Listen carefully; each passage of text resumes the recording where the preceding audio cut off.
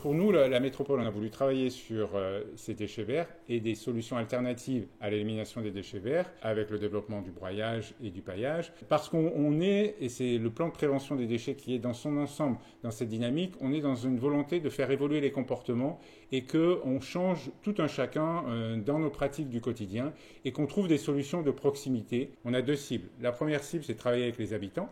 Et la deuxième cible, ce sont les services techniques des communes, puisque ces services techniques espaces verts produisent des déchets verts dans le cadre de leur activité, déchets verts que l'on retrouve très régulièrement dans les bennes déchets verts des déchetteries. Donc on s'est dit qu'il fallait travailler auprès de cette cible dans une démarche d'éco-exemplarité pour que les services techniques des communes mettent en place des changements de comportement et des changements de fonctionnement de gestion de leurs déchets verts avec les pratiques de broyage et de paillage de ces déchets verts.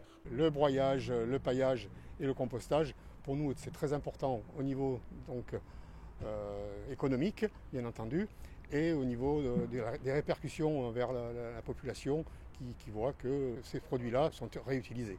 On a dans nos pratiques de gestion des espaces verts de la tonte et de la taille de nos végétaux. Les éléments de récupération de la taille sont broyés et ils sont ensuite gérés par nous en partie. Le surplus aujourd'hui part dans une filière de recyclage qui est reconnue. On a pu s'apercevoir quand même que depuis la mise en place de cette démarche de gestion de nos broyages, nous avons quand même fait une réduction de 15% de nos apports à cette entreprise. Nous avons mis en place depuis 2017, avec l'impulsion de notre élu aux espaces verts, la gestion différenciée.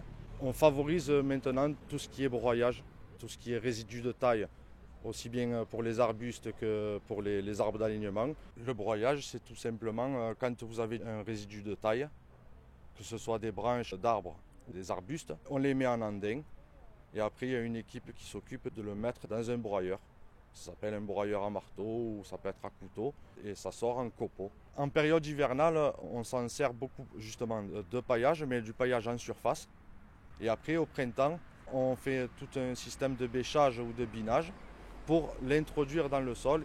En termes de volume sur un chantier, quand vous chargez vos branches dans les camions, au bout de 2-3 arbres, vous êtes obligé d'aller vider. Alors que là, on peut partir sur des 100 mètres linéaires de taille de haie, une dizaine d'arbres, ça peut être broyé dans l'heure qui suit et ça évite justement ces allers-retours dans les zones de traitement de déchets. Le fait d'utiliser le broyage, on a une rapidité d'exécution, on peut accentuer sur la propreté, on n'est pas pris par le temps.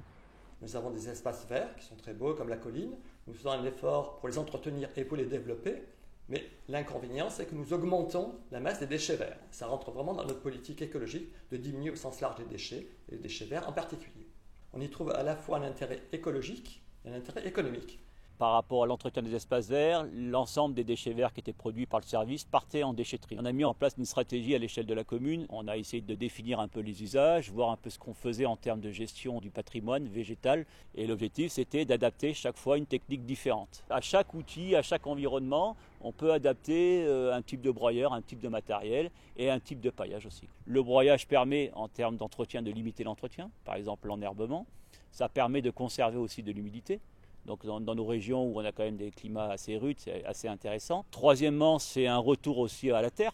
Et on sait très bien que ce genre de pratique permet d'amender, de fertiliser et de recréer une vie au niveau du sol. La plateforme de recyclage est aussi un outil complémentaire. Parce qu'il y a des secteurs où vous ne pouvez pas broyer, ce n'est pas possible techniquement. C'est un ancien héliport qui a été utilisé, où les agents viennent avec leurs déchets verts, vident leur camion sur la partie extérieure et après nous faisons intervenir un prestataire tous les 3-4 mois pour venir broyer ces déchets verts. Dans nos consultations, ça fait partie un peu du cahier des charges. Nous leur imposons de traiter leurs déchets par le broyage. En quasi-totalité de leurs résidus sont broyés et réutilisés eux, puisqu'ils ont des plateformes aussi, ou quand ils sont sur place pour éviter aussi les transports, et nous les mettre dans notre zone de stockage. Il faut qu'on puisse traiter tous nos déchets de façon à les broyer. Du résidu de tonte, de résidus de taille, tous nos déchets verts peuvent être réutilisés dans n'importe quelle situation, dans tous nos espaces verts. Et ça, en fait, ce n'est pas encore dans les us et coutumes de tout le monde. On n'a pas assez de matériel, mais enfin, le matériel est coûteux, on le mutualise, on est 5-6 équipes à travailler. L'organisation des équipes, autant sur de la taille que sur du broyage, va être planifiée de façon à être plus efficace. et aussi écouler un maximum du broyage qui aura été fait. Éviter de le stocker et aussi éviter de demander à ce qu'il soit traité par des tierces personnes. Donc on a quand même une économie aussi qui est non négligeable. Les difficultés rencontrées, ça a été de trouver un terrain, trouver du foncier sur la commune, extrêmement difficile. Donc nous avons fait une première expérimentation sur le site même de la colline, au niveau de la carrière. De façon expérimentale, nous avons déposé des déchets verts et broyé des déchets verts. L'expérience a été concluante puisque nous avons pensé ouvrir un site plus grand, plus approprié au fonctionnement du service espace vert. L'intérêt est pour le moins multiple parce que il y a l'aspect environnemental, préservation de la planète, mais il y a aussi l'aspect bien-être du personnel qui se sent de plus en plus valorisés et en accroche avec ce que les administrés attendent, c'est-à-dire la préservation de la nature et le retour à la nature. On a de moins en moins de personnel qui s'occupe du jardinage en arrêt maladie. Donc je pense qu'on a fait évoluer dans un sens positif le métier de jardinier. Et puis bien entendu, il y a des aspects économiques, puisqu'il y a moins de transport en déchetterie, moins de temps perdu, donc un coût de fonctionnement qui est moindre.